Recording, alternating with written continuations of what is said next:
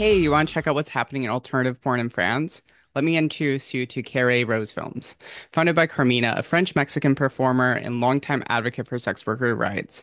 This indie studio is doing things differently, putting performers first, pushing for diversity, and tackling industry issues head on, all of which keep all while keeping things hot and fun. One example, check out this series 60 Minutes with. Carmina meets a fellow performer for 1 hour. No script, no plan, just sees where the moment takes them, and you get to be right there with them. Don't worry about whether you speak French or not. All films are either in English or subtitled, so you won't miss a thing. Curious? Head to carrierosefilms.com. That's Carrie rosefilms.com.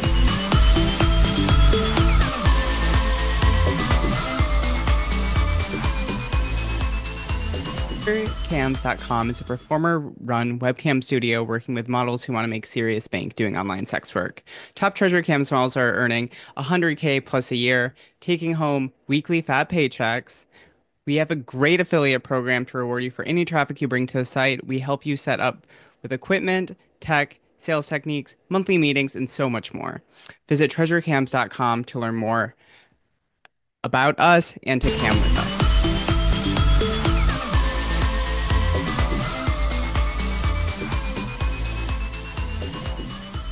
Have you ever been looking for an amazing queer cam performer? Well, I got you covered. You should check out TS Cami. Her super hot content is on Chatterbait, Twitter, Xhamster, and Reddit. Support this rad trans femme.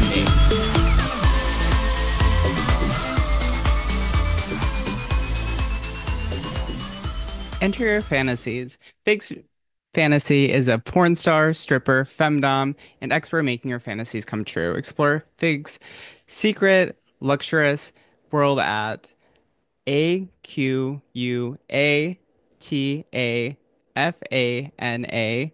collective.net and at Figs Fantasies on OnlyFans and Figs Fantasy on Instagram. She's waiting for you.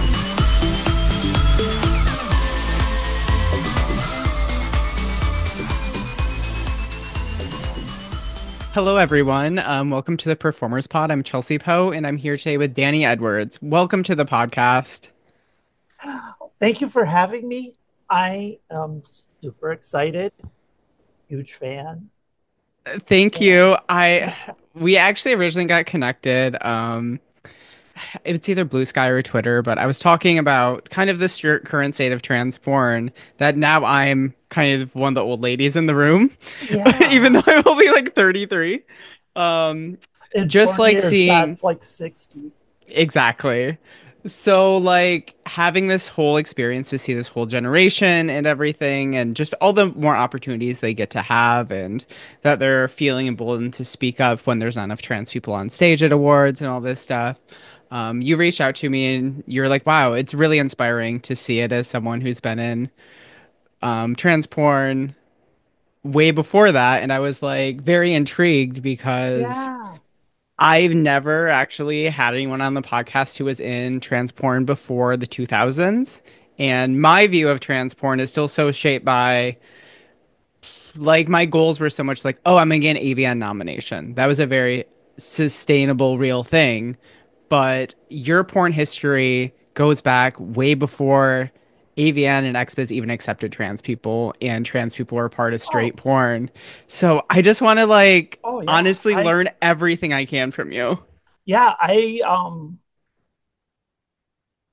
one of those one of these days, I kind of want to just do a comeback, do something just so I could like try to win an award, just so I can Mm, go up on stage and be like, yeah, in the 90s, you said this was forever barred for me.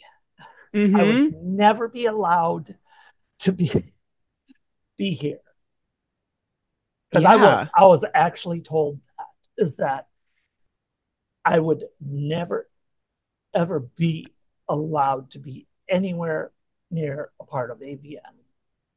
It's just so crazy to me that now it's such a normalized thing. And even when I got into it, it was still like the big thing that happened right before I got into the industry. I got into the industry in 2013, where it was trans people fighting for a place on stage. So Mhm. in 2003 was the first year trans people were even part of the award show. So it's like not on stage awards. So it was all these trans performers had to fight, I think around like 2010, 2009 to even get on stage. So then for like my generation, it was like I was like, I don't want to just be in this niche. I want to be able to be up for best BDSM movie. I want to be able to make Yeah, lesbian porn. I want to do all these things. And then this next generation really built it from that. So I'm just like really interested to hear how you got into this industry and kind of what porn kind of looked like for trans people back then. Because honestly, I yeah. went on this deep dive recently. I don't know if you know who Candy Darling is. They were one of Oh, the I love Candy Darling. same. So, did you read her biography that just came out? Yeah. Mm-hmm. So, like, hearing about her Yeah, experience. So, she was in movies and she was doing like theater plays and stuff. She was also doing sex work. She yeah, was doing plays that were at porn theaters, but there weren't trans women in porn at the time. So, that just like boggled my mind so much where I'm like, she's at places where there's porn. She's performing also doing sex work on the side, but it's this like disconnect. So, yeah. yeah. There was a yeah that and a lot of the people who came out of Warhol and the factory. Mm-hmm. There's a lot of inspiring stories there, and I was kind of I was in the area, but uh about a decade and a half late. Yeah. You know, Lou Reed gave up dating trans women by that time. Yeah, he moved past that phase. Yeah. So yeah, it was I actually I got in, then I left, and then I got in again. hmm And the first time I got in, it was through fashion. Yeah, what year was this? Just so we have That a little timeline. um late 80s, early Okay. 90s. That's where I think I'll go with that. All right. But you know, Michigan. Yeah, we're both You, Michiganders. you know how conservative things can be. hmm And so what's a girl to do, a trans girl who um ran away a lot? And maybe didn't have that many opportunities. No, there was zero opportunities, but had always I'd always want been my own person, not hmm listening. Um, and so I ran away because I was like, I'm going to be in the fashion industry. Yeah. I want to do fashion. So 14-year-old me is in New York, um, picking up. I went during Fashion Week in New hmm York, picked up a job just immediately. I was a Amazing. run. I was a runway model, hmm and I mean that was quite a few years ago, and about 100 pounds less. Uh, but it was great. hmm I loved it. What I didn't realize though is there were a lot of young women in fashion for hmm modeling and runway models, and it was very exploitive. For sure. I dated a model. It was like the 2010s, and every Yeah, story she told, she's like, it's so much worse than the porn industry because she did both, where it's like the yeah. things photographers and directors will say to you on a fashion shoot Oh are things you yeah. would never imagine it being said on a porn shoot. I mean, the fun part about being the runway model is having having a crew of people do your hair, your makeup, Mm-hmm. everything, and it's like we're changing your look in 15 minutes because Yeah. you're going back out there again. And I loved that aspect about it. Um, the way, though, a lot of models get stay thin back then. I mean, I think it's still likely the They same now. Like, you're I don't want to say manager, but your managing agency mhm. that fed you heroin. Wow. I mean, it So makes sense though. It's the 80s. That was like the beginning of like the heroin chic thing. yep. And so that's I was lucky in the fact that I could uh, I could pass completely without hormones, Yeah. and uh, they so they accepted me. They did this. I was always promised magazine shoots, Mm. but I was never because they knew I was trans. They just didn't know, or they didn't publicize it. Mm. I So it was mean, like they would dangle these things in front of me. And so to get to the more interesting part, this is very interesting just because I feel like, especially for like trans women my age, like even when I came out, there was a lot of like just people didn't know, especially in Michigan, where it was very easy to pass very young because people just weren't aware yeah, that just hearing these stories from you in the 80s, having these experiences are something I feel like most trans people never honestly hear about that trans people have always kind of existed within all these creative realms and whether it's passing yeah, or people knowing and kind of giving you yeah. a pass, like And it's a and real thing that we don't know about. I wasn't the only one. Hmm. I stayed with this guy where he was modeling both men's and women's stuff. Wow. He was that pretty. And so anyway, I'm this was I've been doing this for a couple of years, Hmm. you know, and I'm doing a runway show again, a fashion week, Yeah. and this guy comes backstage or to the dressing area. Yeah. It's not really backstage, but and he says, "I've been watching you all week.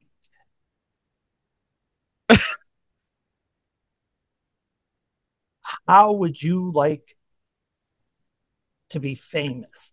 No lie. No, no, Th- th- this no all still fucking sounds lie. very like Warhol New York era where I it's like know it was so weird. I love that, I don't even believe it because it's like adult me would have been like, nice pickup line, dude.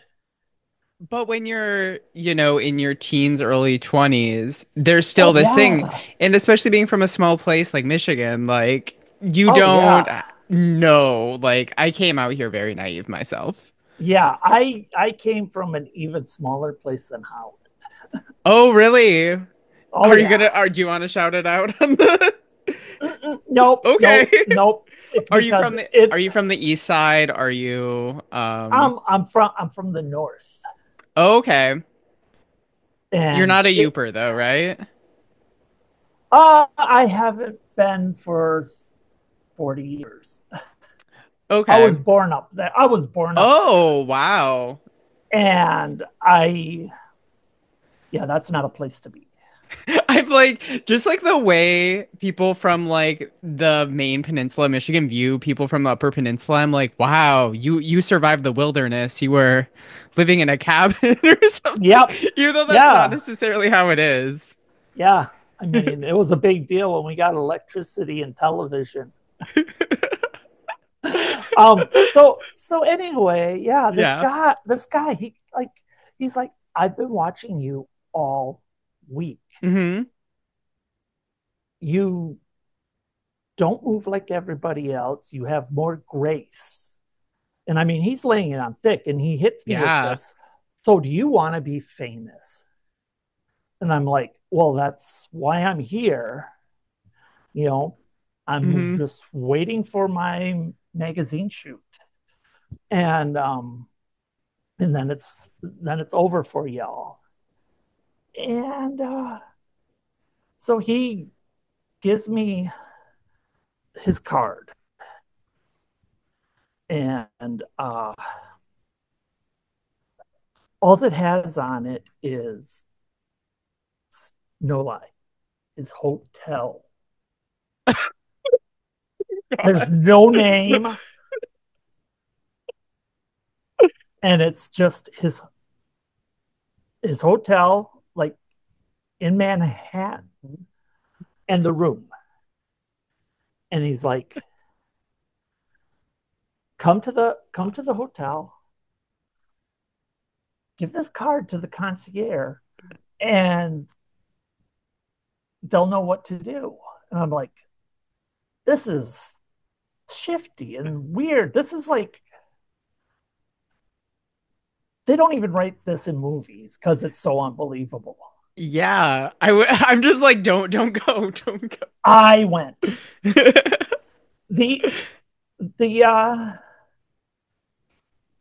the late 80s, the early 90s, it was a different world. Hmm. I mean, I hitchhiked across the country uh because that's what a girl does when she has to run away a lot. Mm. So I go because Danny wants to be famous. Yeah. And so I go, and there's this there's the guy Hmm.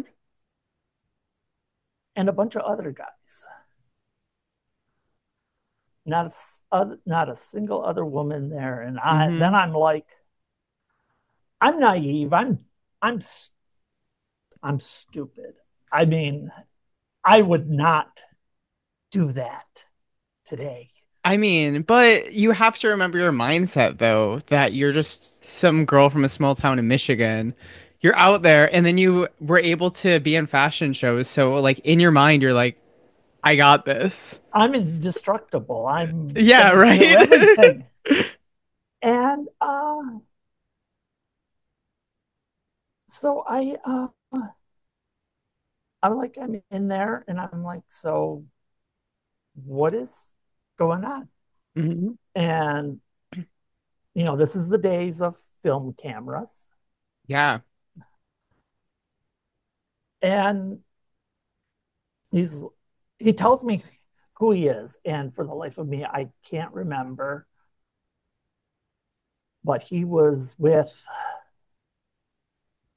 oh my god, it was one of the big studios, like in the 70s and the 80s. Hmm. It started with a C, and I can't remember. But he's like, yeah, I want you to give me head, and he's going to take pictures. And if you do well enough, we're going to make you fucking famous. And I'm like, okay.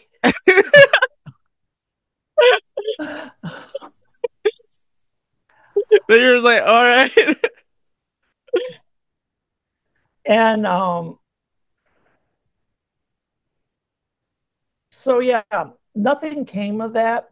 But the guy with the camera, the guy who was taking pictures, um, he actually gave me his address. Mm-hmm. out in California, and he's like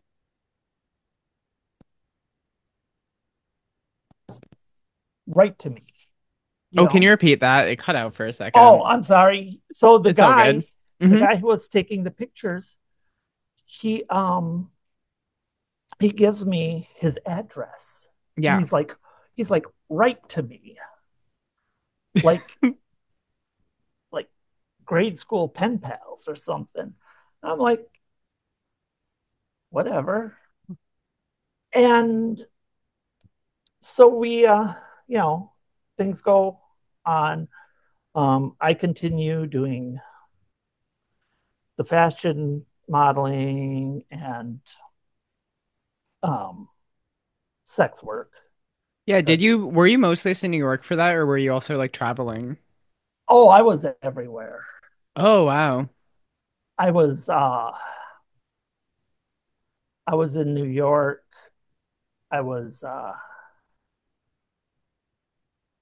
I actually knew some people in Reno, and I went out there a lot. Oh, wow.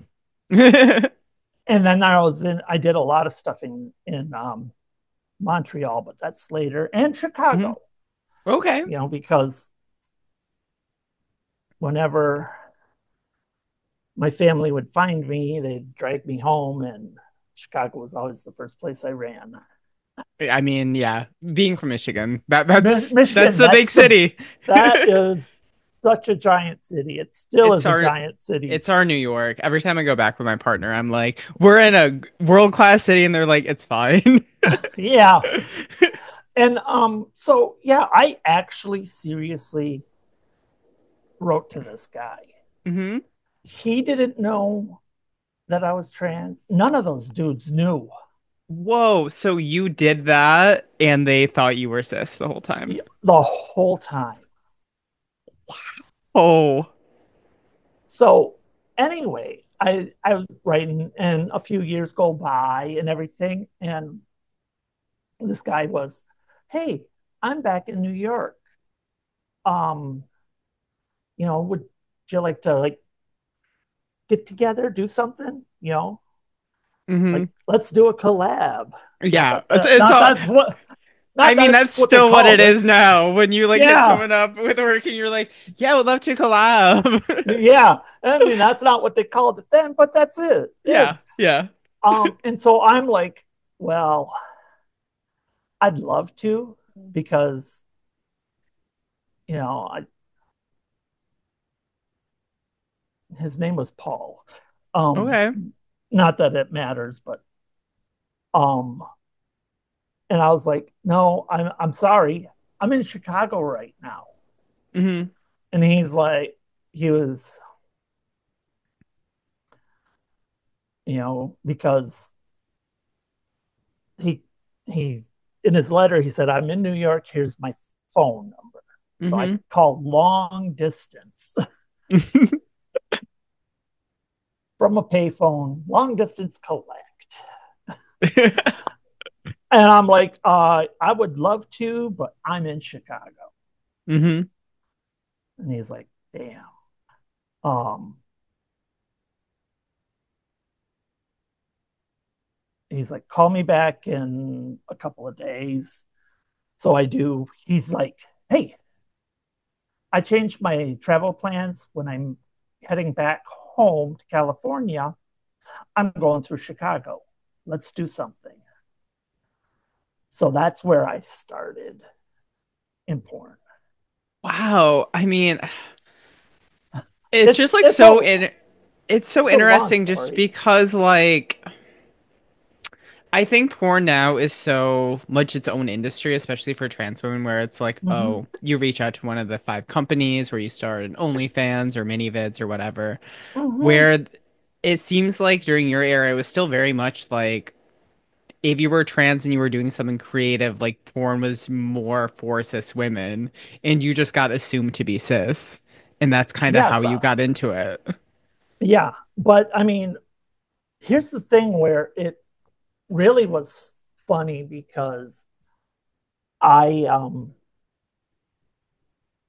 I had told him right then and there on the phone. I'm Yeah. like, I would love to do something, but by the way, and language was really bad back I mean, it was bad when I got into porn, so then. Yeah. if you And don't want to say it, that's totally fine. If you do want to say it, I'm not going to I've heard say, it all. I'm not going to say that word. Okay. You know, and so there was silence on the phone. Hmm. And then he was like, not a problem, dude. I still want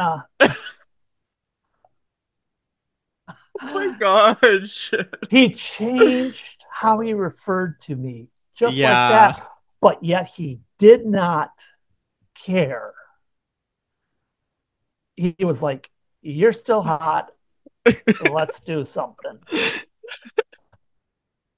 And he hooked me up with some other people that he knew who did gay. So this was like in like early 90s. Oh, you cut out again. I don't know what's happening. Hmm. Okay, I think you're back.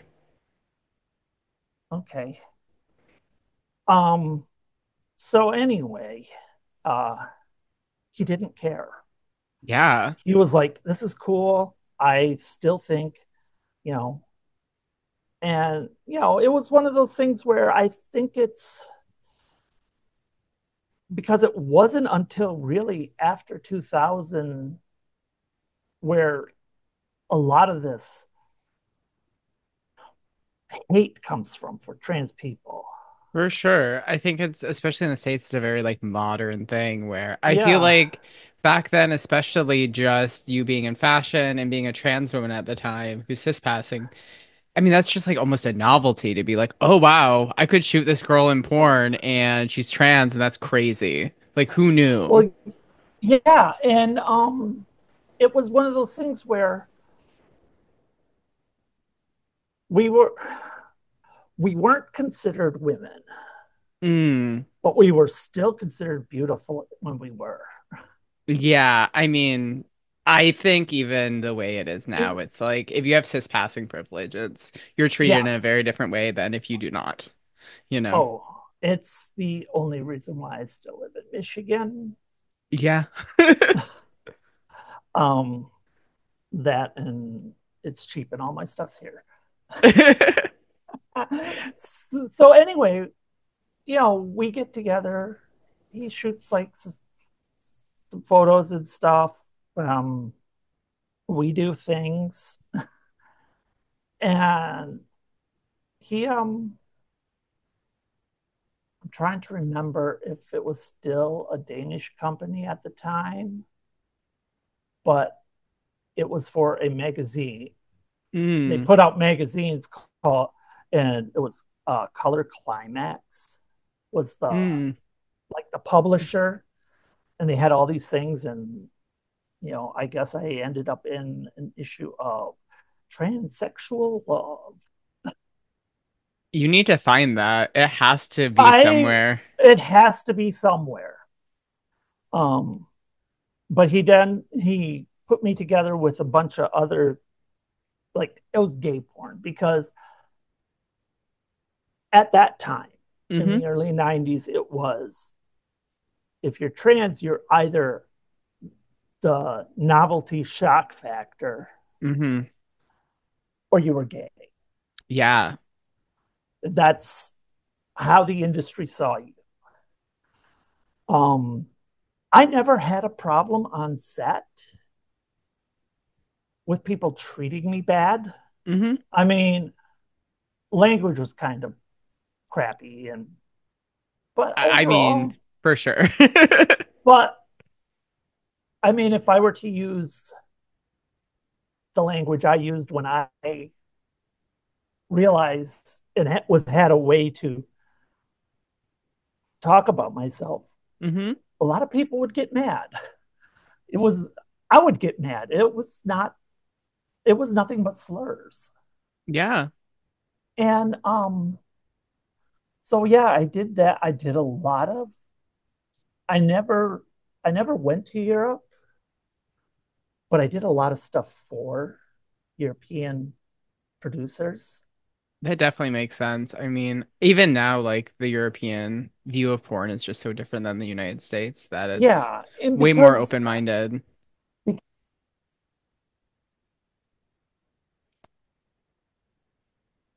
the American market, there was really, whether you were a novelty shock factor Hmm. or a gay guy, because that's how they saw you, it the same story. It's like, oh, you're beautiful. I want to sleep you. Okay, well, we're going to sleep together. But by the way, I have a dick. Hmm. Oh, I guess I'm gay now. Yeah. Is how those were the stories. It still was like when And I first got into yeah, porn, like it was still that way where I'm like, I made a very distinct thing very early on. I'm like, I don't want to talk about my transness in porn. Like, I yeah, don't yeah, have, when I have sex with someone, I'm not giving them a 5 minute spiel about me being trans, you know? yeah. And I mean that's how I kind of, well, I had no agency to do so.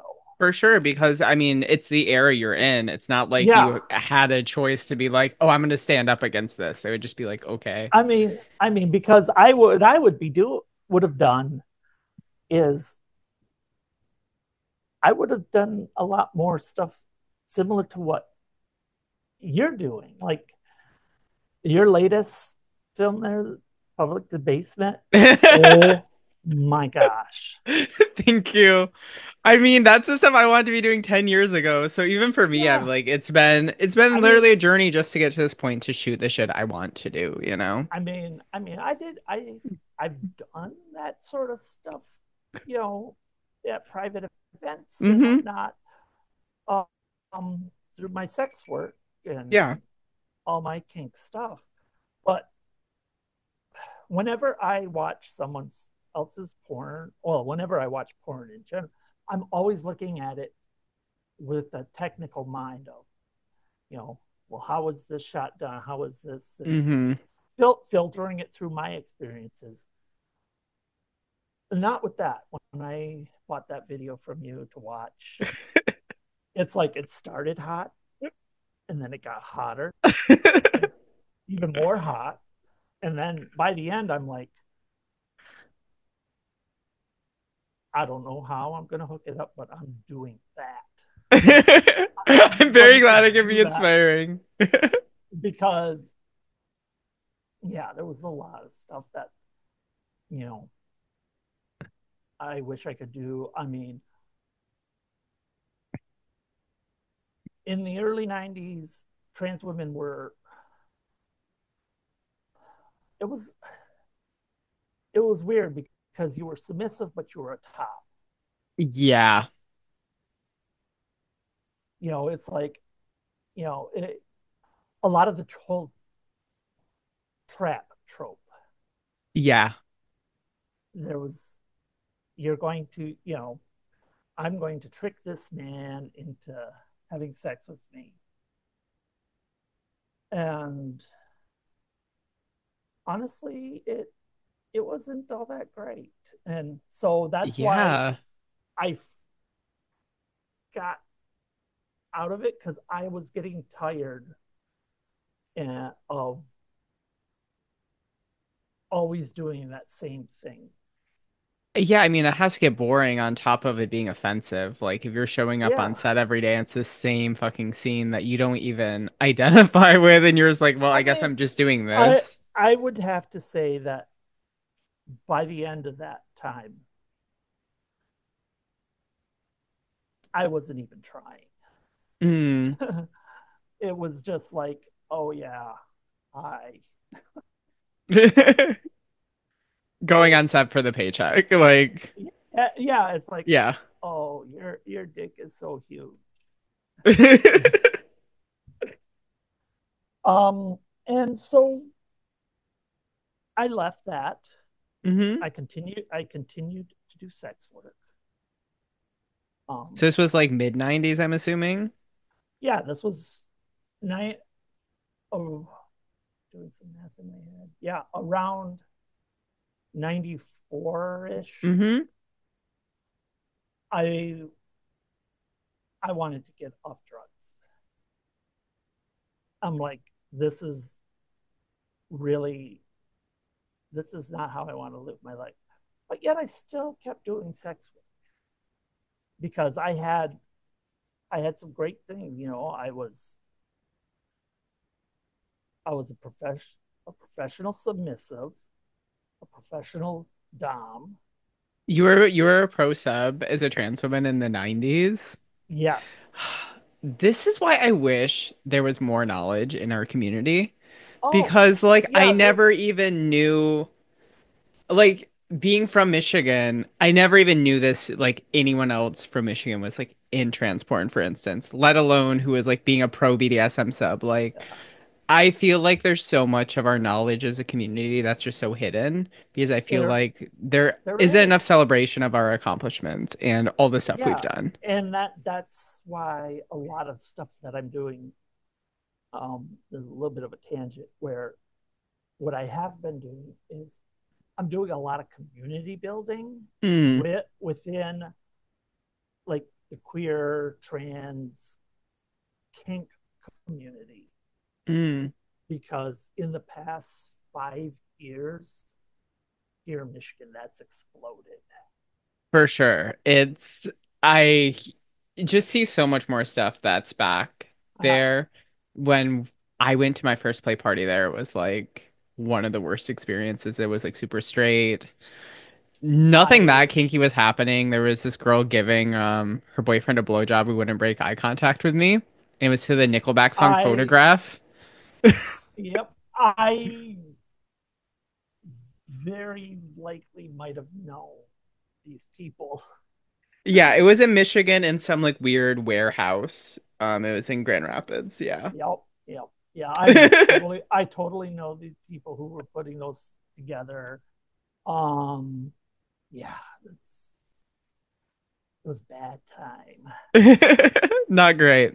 Yeah, But so what you were saying is that you got out of porn, I you got were out of like, porn. I want to get sober, I and I got sober. I continued doing sex work, mhm. because a lot of the BDSM and kink and stuff, it's it's kind of part of me. Yeah, it's like a part of your sexuality, it sounds like, as is Yeah, for me. Yeah. it is, and um, so I kept doing a lot of that, and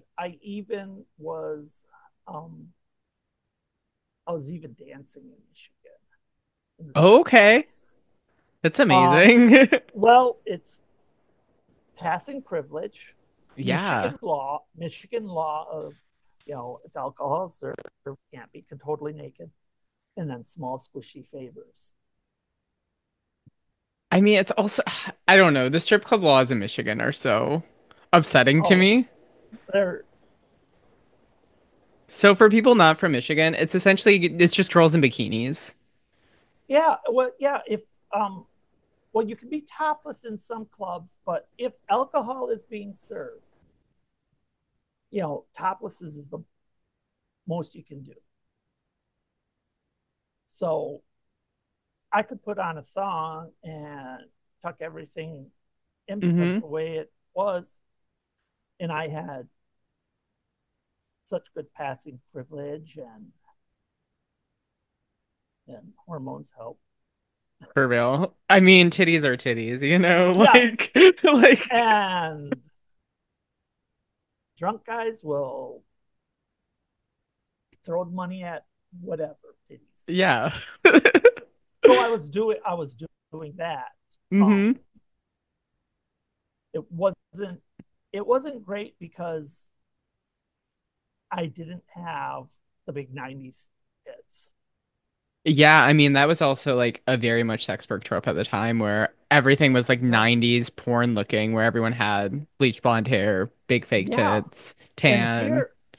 here was this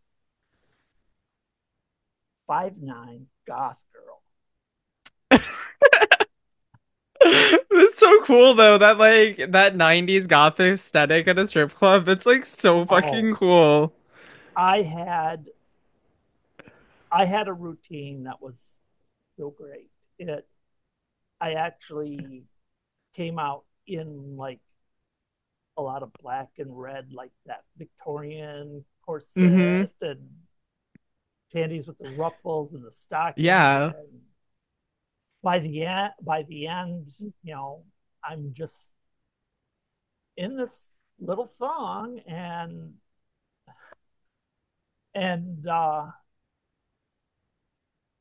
the one thing I can say about strip clubs in the 90s, Hmm. the DJs were actually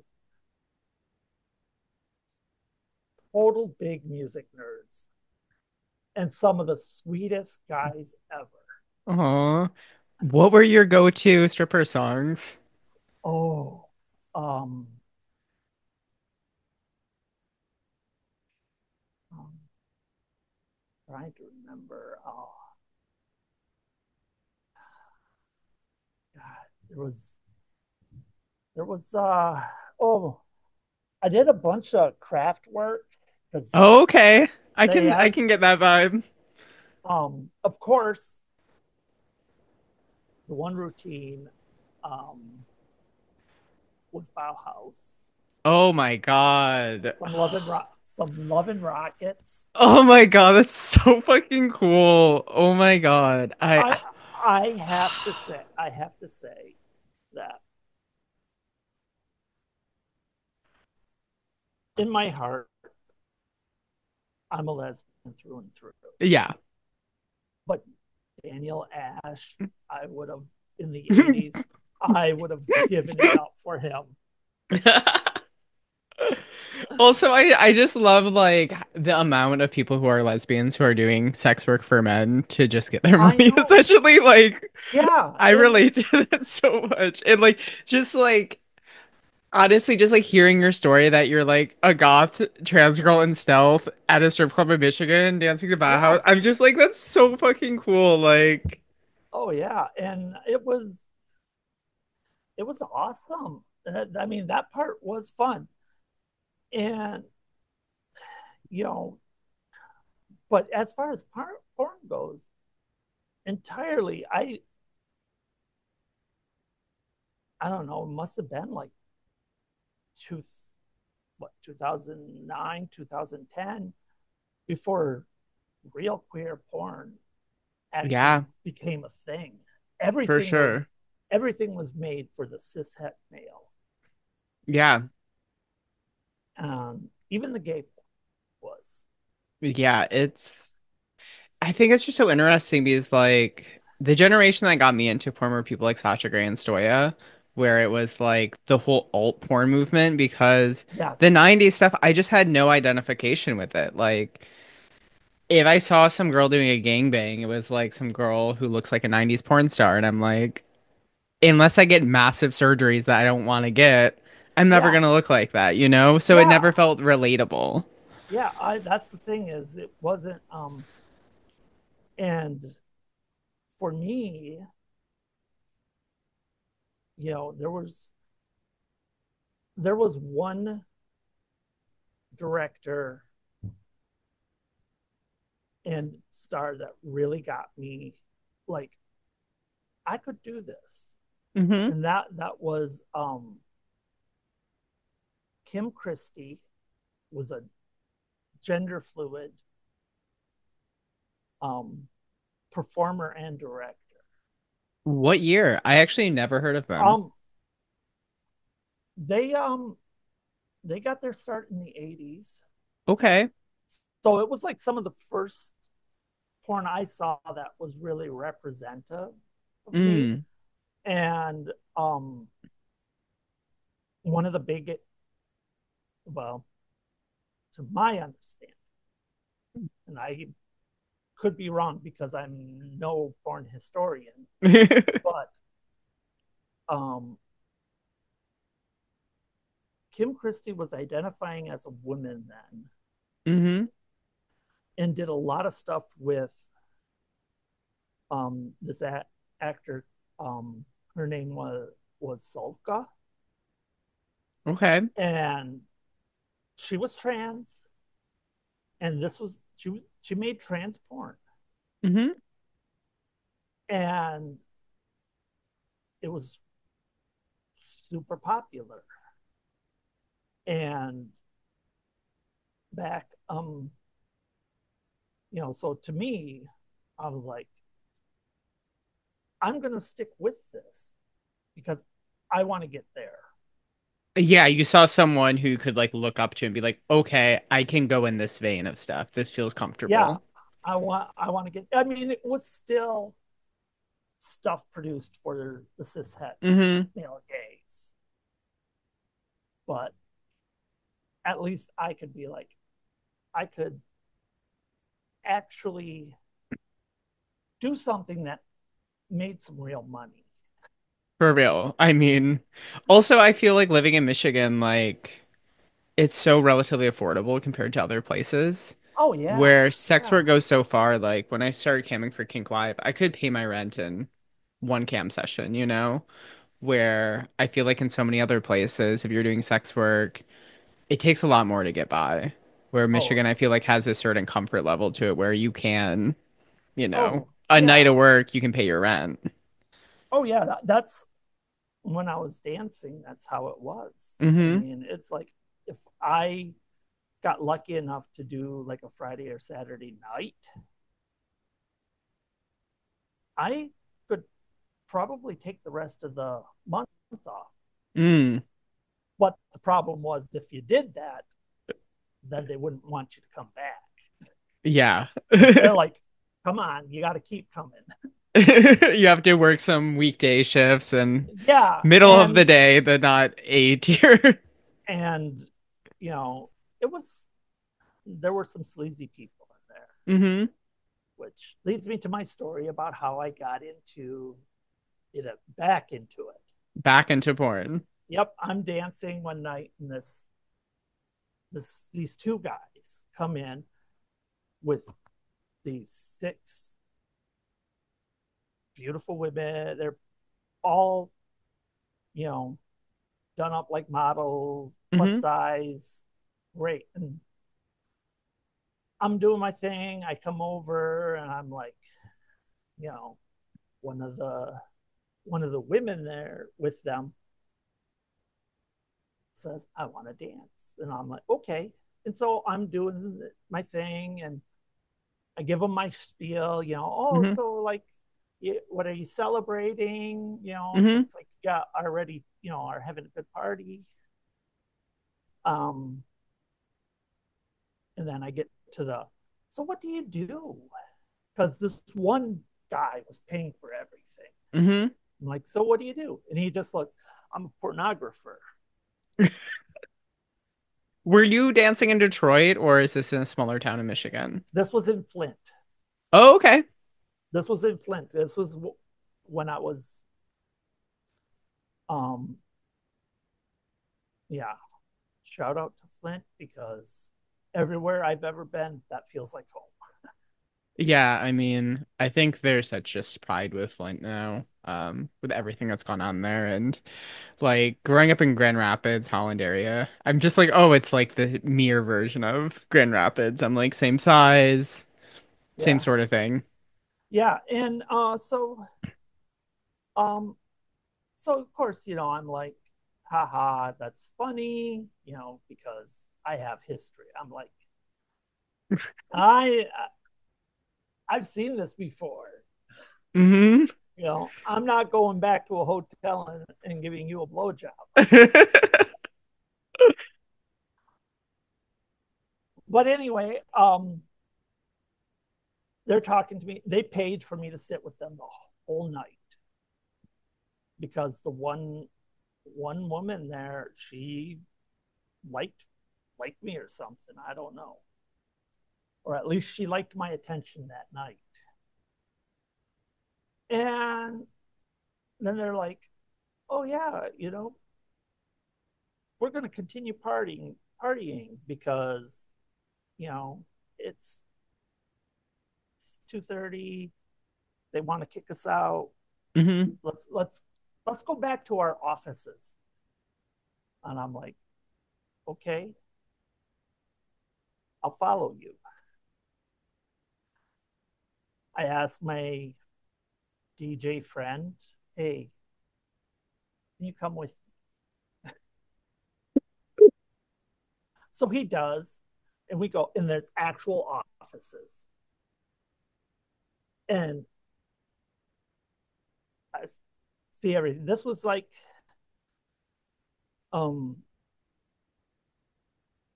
95, 96 Yeah. ish. Uh Probably more close to 96 because that's when the World Wide Web was really starting to become popular. And that's where I first started to see what I believe would have been the studios going away. Mm. Because here's this guy, and it turns out the woman was his wife, Mm.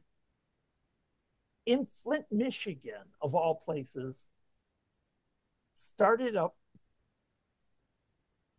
not only a studio where they were producing various types of content, but she had her own website Wow. and shit. And I mean, I'm like, okay, yeah, this here, it was still a guy with money to have a camera. Hmm. But like that's just that you saw both sides of it. Like when it was still printed so much that being in porn was you're in a magazine in like Yeah, Denmark or something, compared to now yeah, like the website, like that you got to see both sides of that yes, is like really impressive. Like just to be able to be around for both of those like really defining eras. yeah. And so, um, back at their offices, everyone's drinking and partying. I'm sober Hmm. because that was, that was my rule at the time, because I got myself sober before I started dancing and I didn't want to mess that up because there were plenty of women who made way more money than I did Hmm. on a night, but they were always borrowing money from me in the middle of the week because they would blow it all on drugs and booze and Yeah, I feel like that's also part of doing sex work in the Midwest is sometimes you have too much money for your own good and there's not enough things to do. So it yeah, can turn into a thing where it's like, oh, well, I'm at the bar Thursday, Friday, Saturday. right, And then yeah, you're and like running up tabs everywhere. You're oh getting into yeah, all sorts of and stuff just because you have too much downtime. yeah, and it's a funny thing because I have a lot of uh I have three friends right now who we all were dancers around the same Hmm. time, just different places. Hmm. And so it's fun to tell stories of that. So I'm back at this these offices studio, and they're putting it on hard. Like they want me to model for them. They want me Hmm. to do this other stuff. And I'm like, okay. And they pull out this clipboard with this like 3-page form. These are the things you're willing to do. Mm. It's not a what I'm not, there's like, no, that's off limits. It was like, here are the things we want you to do. Yeah. So it's like, you can always say yes, couldn't say no. Wow. Oh my God. That's, It was sleazy. I mean, for sure. It's The just like so porn, crazy because like porn I've industry heard back about then was, this. Yeah. And so that's when I'm like, how do I get out of this Mm-hmm. without fucking up my dancing? Because that's how I was paying my rent. Yeah. Because I was really tired of doing a lot of the sex work. Um, I had to go to Detroit to do any kind of like pro dom or pro submissive Mm-hmm. stuff. Yeah. And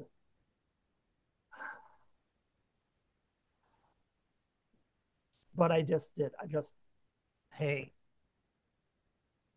I can't do this. And they're like, Mm-hmm. oh, but you already said you would. No. And I'm like, I can't remember exactly what I said, but it was pretty much, it's like, hey, I have a dick, I have a penis. And of course, everybody's like, no, no, because they just, that's what they thought. I mean, it's Michigan in the It 90s. it Like, is. I yeah. mean,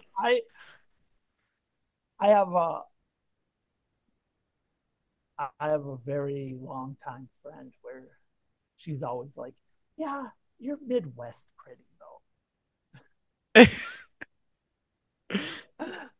I'm like, thanks. I mean, it is like this certain thing that I feel there's like a wholesomeness that comes with it.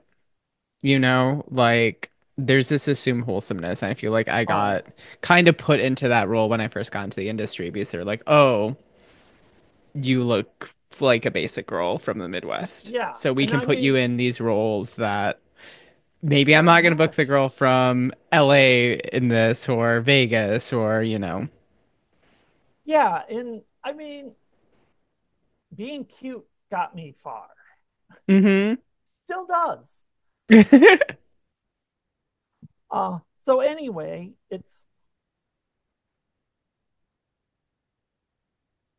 I I proved to them Hmm. that, look, I can't do this. Because I was like, all right, everyone's wasted. No one's going to remember. Um, so I lost my job dancing. Hmm. And it was about 6, 8 months. Hmm. I had a friend who started working for them. And I would go with her and everything. And, they remembered me and they were still nice and everything. Hmm. And they were like, you know what? We're going to start making content for, I think the phrase he used was sluts with nuts. Jesus fucking Christ. And I'm like, oh my fucking God. Because Yeah. he's like, yeah, you know, uh, he did a lot of where he would produce content and then Hmm. sell Yeah. it to somebody else. And Hmm. he's like, I know this guy. He's into this. He wants to do these things. He wants to start producing videos and all this stuff. So you can do this and we'll sell it to him. And I'm like, okay, cool. Um, and so I'm doing that. And um, Bob, the guy who was running the place, Hmm. like, oh, hey, here's somebody else that we can put you in touch with. And that was funny because only after the fact I learned who it was. Mm. He was he hadn't started his website yet, but he was in the process of it, Mm-hmm. and it turned out to be one of the. They're still a big thing, Yeah. I think I know who you're talking about. and he literally said,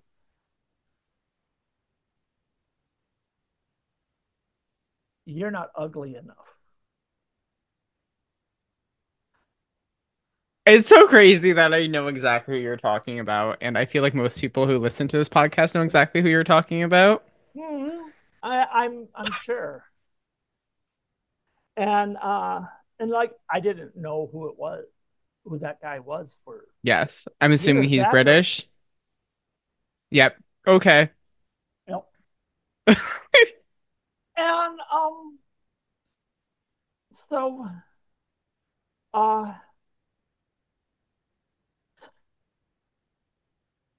so I'm like, all right, fine, and I just keep doing my thing with these with this Mm-hmm. couple with their little tiny studio, and they actually around 98 Mm-hmm. they started cam streaming in the studio. Wow. Oh, it was horrible, standard definition. Everything was shot on like 8 millimeter tape. Yeah. I had Seska, who's a porn performer. I don't know if you know of her. Mm-hmm. Yeah, she was one of the first cam girls as well, and I talked Yeah, about her in the 90s camming. I'm like, what is that yeah. though? So yeah, and it was wild. And so I did some of that, but they had things set up in such a way that the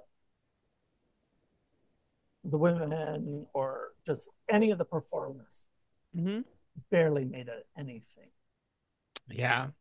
because they're like, well, you have your rent for the space, all of these other, they just itemized out all these little fees, Of and course.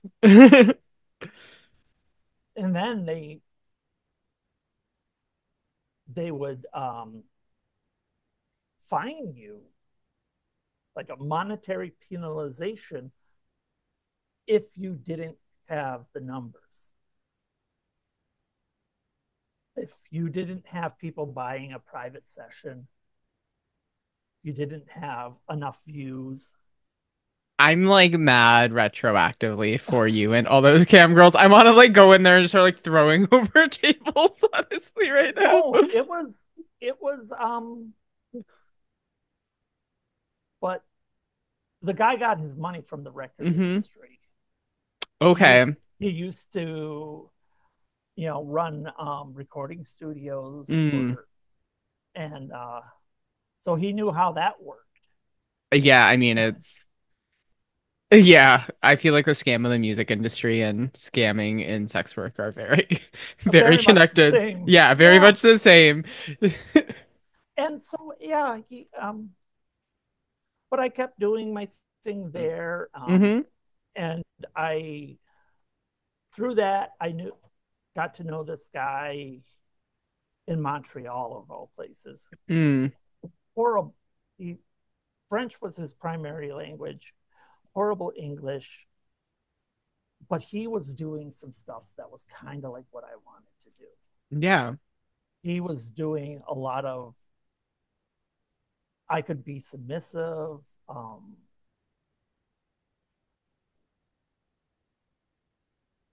I could be used. Yeah, you can do the fucked up stuff that a lot of Yes, girls want to do. It's just you're trans. yes. Yeah. Um, and that was the first time I did anything with piss. Oh wow. Okay. Yeah, and he was, and I mean these were bad quality. but everything was bad quality then. Yeah. Unless you were a major studio, you know, because everybody back then, it's like I want to work for Vivid. Yeah. Like It, old Vivid. Like Jenna yes, Jameson Vivid. yes, everyone wanted that, and I mean seriously,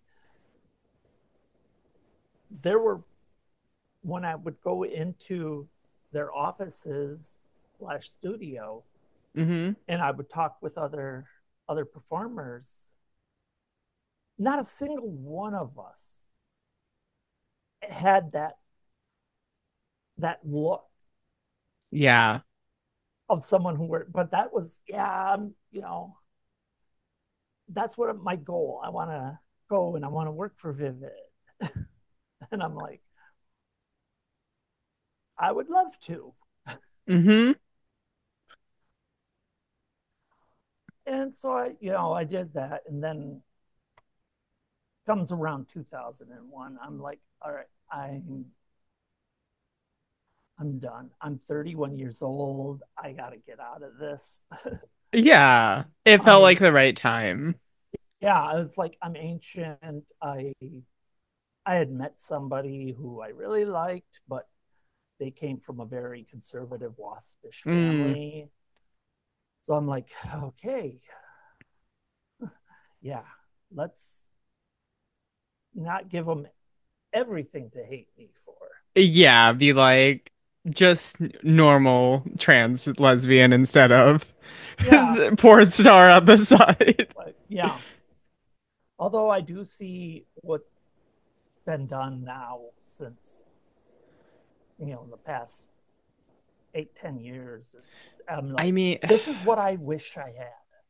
yeah, I mean, even now though, like when you're meeting a partner's family and they find out you're a porn star, I feel like even for me, it took a few years for them to be like, oh, you're a very stable person. You're not all the stereotypes I feel like most people assume where porn stars are out partying every night, doing the craziest stuff where, you know, Yeah, I'm a and responsible, really boring person at and my core. and I mean, I can tell you from experience. You know, I own my own business, and I'm I'm hella unstable at times Yeah. because the mental health, the toll it took on your mental health in the porn hmm industry back then was tremendous. And there wasn't help for performers at the time, like Oh, at if all. you brought it up, you were gone. Yeah, there's like, oh, you're a crazy bitch. That's it. Yep, they were like, all right, you would show up for a shoot and they'd be like, what are you doing here? We want nothing to do with you now. Yeah. And it's like even when I started, like there wasn't a mental health thing really component at all in this industry. And then I think probably around like 2017, there started to be things like Pineapple. And when you go to AVN now, one of like the first ads that plays is like, oh, free therapy for adult performers and stuff through Pineapple. Yeah, And it's just like such a whole different world now. yeah, Um, and that's what it needs to be yeah, because it is. I mean, at the end of the day, it is work, yeah, for sure. And and it's a hard industry. it is, and it takes its toll on you. hmm Well, I'm I'm so internally grateful for everything you just shared. Like, I think I might be getting more out of this than the audience, just because we are from the same place, hearing your experiences. I have a I ton of stories. I just feel like, yeah, we just aren't these narratives aren't really ever passed on to the next generation of trans people. So just like No, hearing your experience where I feel so isolated at times, I'm like, I'm cis passing, so I feel like within my work, it's like, okay, this is the one place where I'm visibly trans, you yeah, know? and And then that's having that be this whole separate thing where it's like just a lot of feelings about it, truly. And also being from the Midwest where it's like I can live a fairly comfortable life there and nobody knows, you know? yeah, yeah. Nobody knows. I mean, I'm cis passing. I love stealth, even though if you look at things like my Instagram or Blue Sky or Yeah. any other social, it's nothing but trans people. Yeah. I mean, Well, that's the weird thing about Michigan now. There are so many of us here. it's so fucking crazy. I was talking to my friends recently where I'm like, when I was living there as trans, I knew all the trans people in my hometown. Now there's hundreds of trans people, and Oh, it's like there's no way to know every trans person in Michigan anymore. oh, yeah. I mean, my tiny little super ultra conservative town that I live in Hmm. here. Oh my God, the place is filthy with trans. There's so many of us. I don't even know who all of them are. It's And just such a crazy experience to see how much stuff has changed even in the last 10 years. yeah, and like I've been doing a lot of community building, and we have this big stretch through Michigan. If you start in Holland Hmm. and you come along, 94, 96, Yeah, you know, all of those, you come down into Metro Detroit, come over into Flint. There's just trans people everywhere. for real. I And mean, we're building this really awesome community, and there are some really cool people coming out of here that I think are going to do something.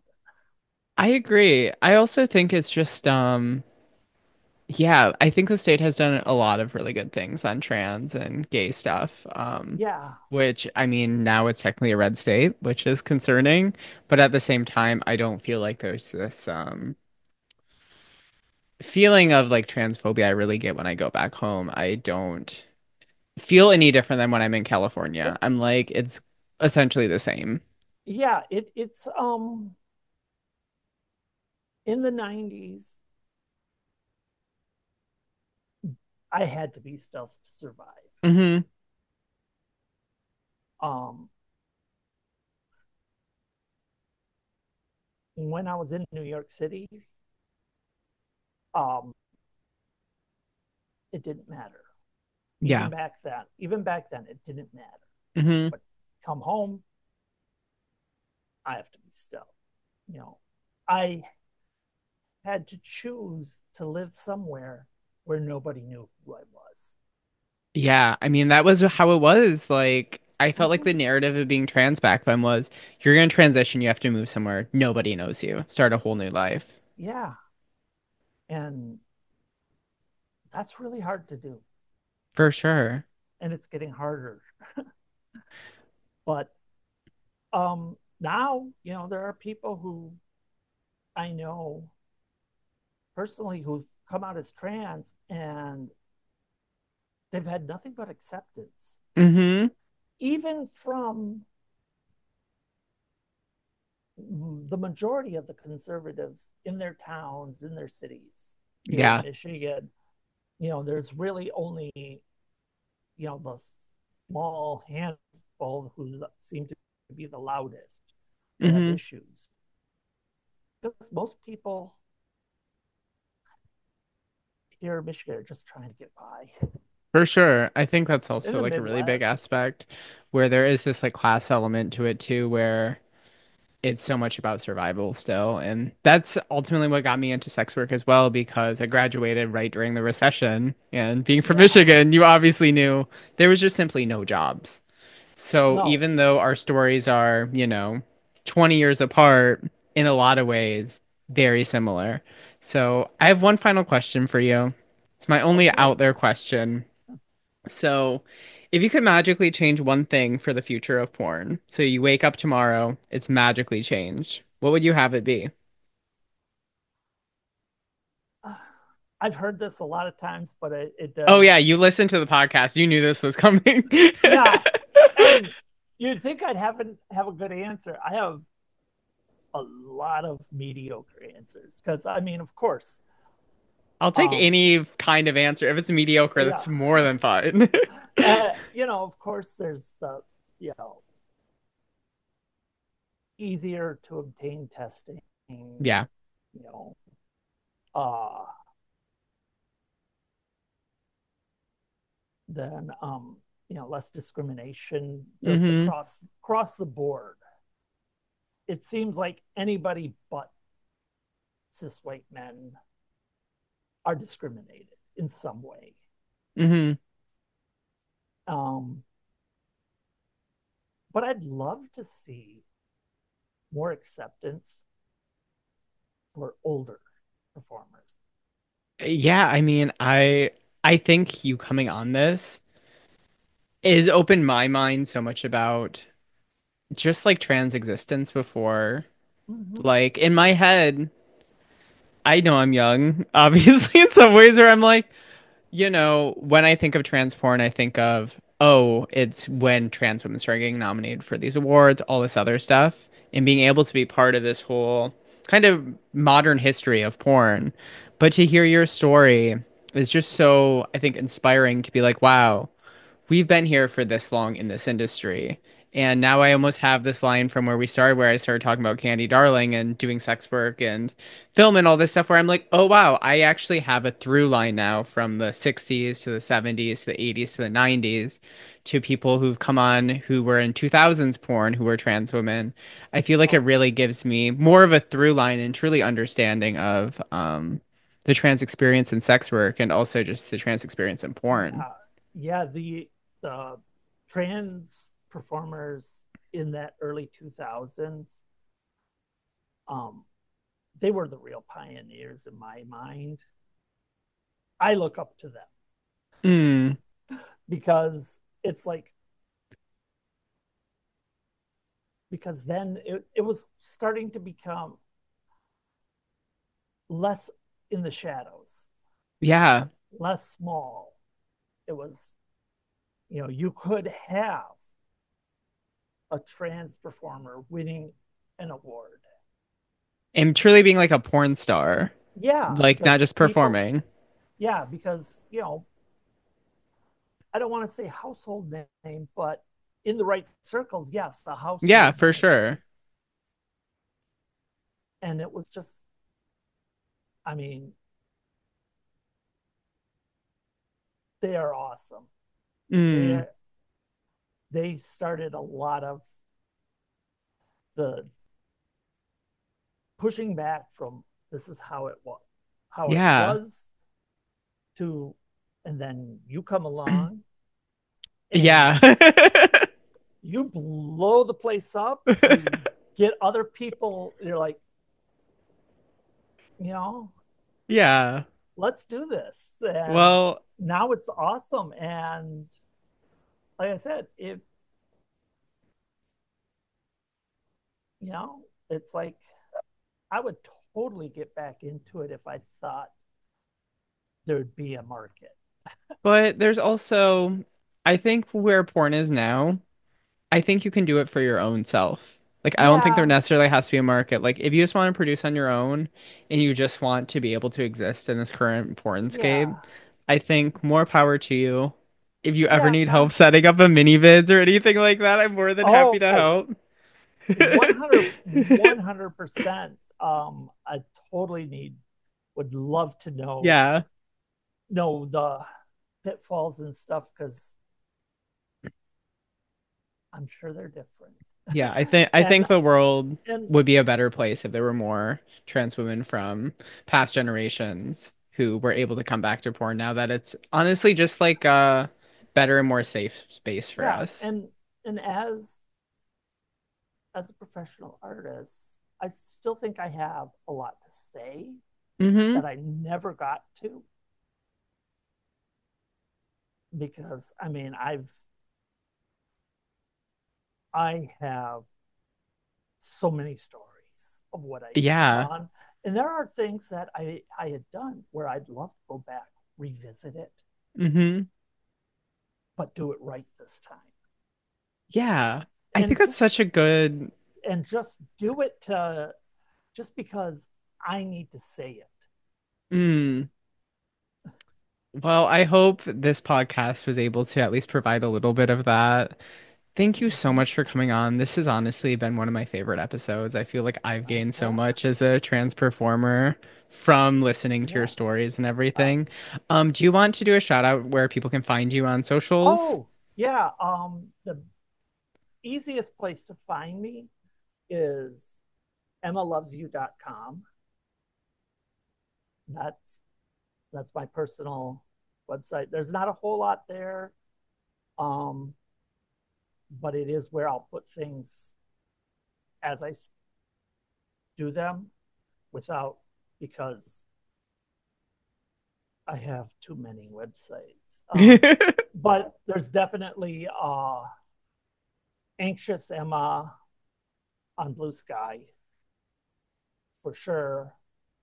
You know, you want to see my selfies, political queerness. That's that's a good place to go.